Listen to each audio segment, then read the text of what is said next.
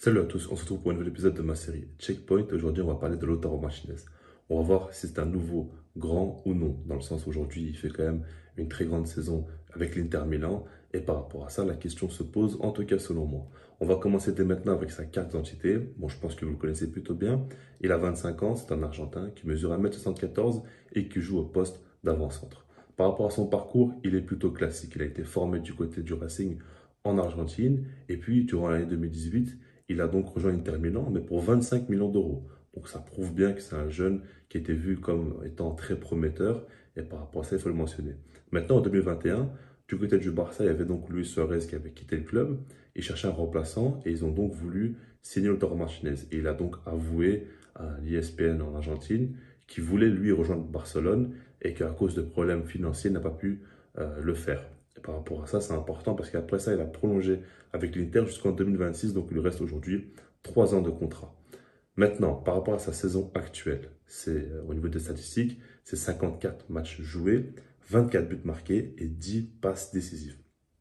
Donc vous voyez bien qu'il met ses buts, certes, mais il y a quand même beaucoup de passes décisives pour un numéro 9. C'est important et on va y revenir plus tard parce que ça prouve un petit peu sa contribution au jeu. Maintenant, par rapport à sa Coupe du Monde, elle est arrivée donc cette saison, il faut en parler. C'est très important évidemment parce qu'on parle du positif, il faut aussi parler du négatif. Là, ça a été beaucoup plus compliqué pour lui.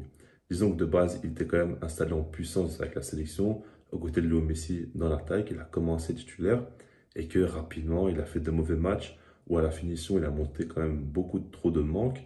Et par rapport à ça, il a perdu sa place et surtout que Julien Alvarez, lui, est arrivé et il a vraiment fait de très très belles choses et a prouvé beaucoup plus. Maintenant, il faut quand même préciser qu'il y a un tir au but décisif face aux Pays-Bas qu'il a dû tirer. Il l'a mis au fond des filets et par rapport à ça, ça a permis à l'Argentine de passer en demi-finale. Ça, c'est quand même fort, surtout que on a vu qu'il a beaucoup subi mentalement durant cette Coupe du Monde, qu'il a été très décevant et même lui, ça a dû un petit peu lui faire mal mentalement. Mais malgré tout ça, il a mis quand même son tir au but et ça, c'est très très fort.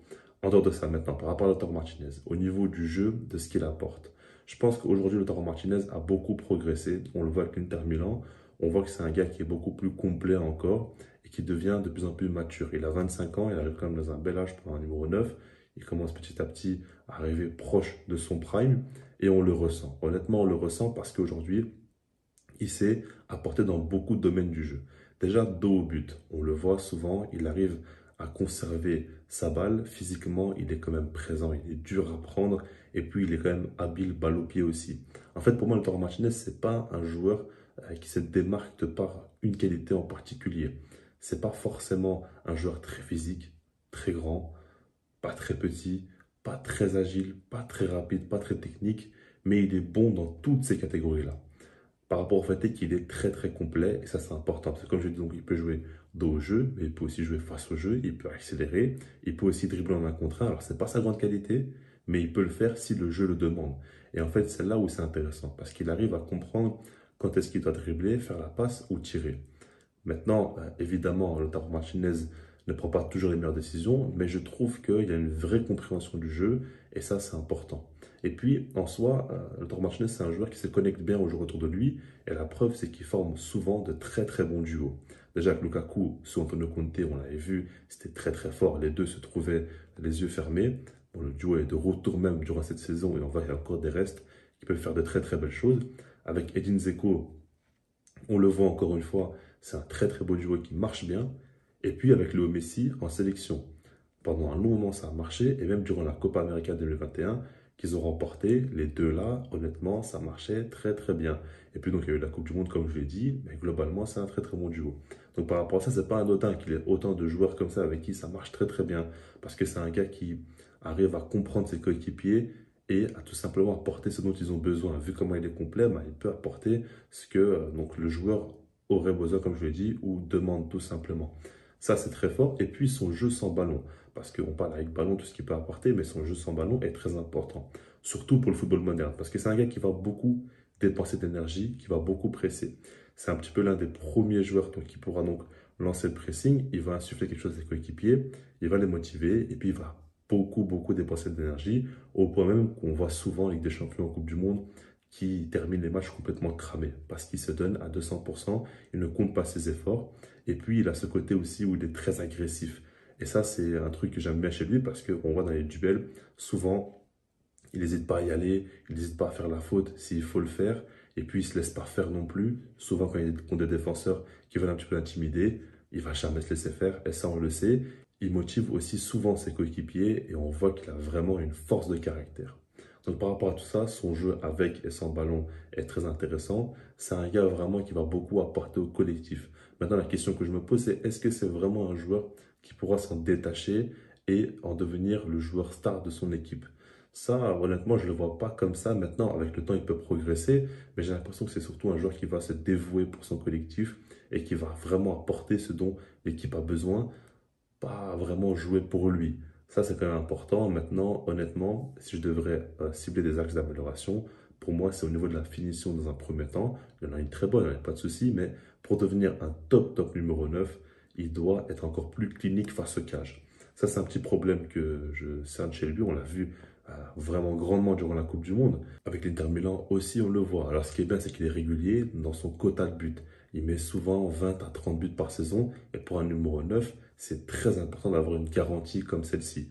Maintenant, je trouve qu'il manque ce côté tueur et ou à minima marquer quand même un peu plus de buts et ça l'aidera à passer dans une autre catégorie directement. Ça, c'est important, mais pour moi, pour répondre à la question du titre, le plus important à voir chez Lautaro Martinez, le plus gros problème en tout cas, c'est le fait qu'aujourd'hui, si Lautaro Martinez signe au Bayern Munich, par exemple, au Real Madrid, au Barça, au quoi, la question que je me pose, c'est est-ce que Lautaro Martinez pourrait jouer seul en pointe? Parce que du côté de l'Inter Milan, on le voit à deux attaquants constamment. Du côté de l'Argentine aussi, avec Léo Messi. Et par rapport à ça, la question est, est-ce qu'il pourrait s'adapter à ça? Parce que comme je l'ai dit, c'est un joueur vraiment de devoir, c'est un joueur de collectif. Après, bon, j'exagère un petit peu, c'est pas non plus un libéro ou quoi, hein. Ça reste comme un attaquant qui met ses buts, etc., qui fait les différences individuelles. Mais il a peut-être aussi ce besoin d'avoir un joueur à ses côtés pour pouvoir combiner plus facilement. Alors peut-être qu'il pourra aussi faire sans, mais honnêtement, ça, j'ai du mal à l'imaginer. Je ne le vois pas trop comment il pourrait s'en sortir seul comme ça en pointe, parce que là, c'est autre chose qu'on va te demander. Il aura quand même beaucoup moins, on va dire, de joueurs très proches de lui, dans un système différent. Et ça, c'est important. Honnêtement, et c'est une question que je me pose donc, par rapport à tout ça. Il y a 3 points à voir chez lui qui doit vraiment améliorer. Et c'est donc par rapport à sa finition qu'il doit encore perfectionner. Le fait est que, est-ce qu'il pourrait jouer dans un système sans double attaquant? Ça, je me le demande. Et puis, la pression. Est-ce qu'il peut vraiment gérer la pression d'un top club? On l'a vu que durant la Coupe du Monde, ça n'a pas été le cas.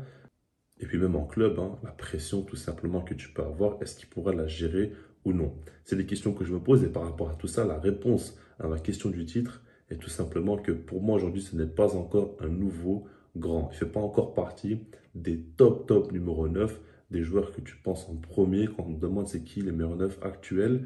Pour moi, il est encore un petit peu en dessous. Maintenant, il faut préciser qu'il a quand même beaucoup progressé et qu'aujourd'hui, c'est un numéro 9 très complet qui pourra apporter dans beaucoup de top équipes. Et puis, je pense quand même qu'il doit passer ce cap aujourd'hui, qu'il a quitté l'Inter Milan, qu'il doit rejoindre un top club. Et c'est là qu'on verra s'il pourra passer ce palier ou non.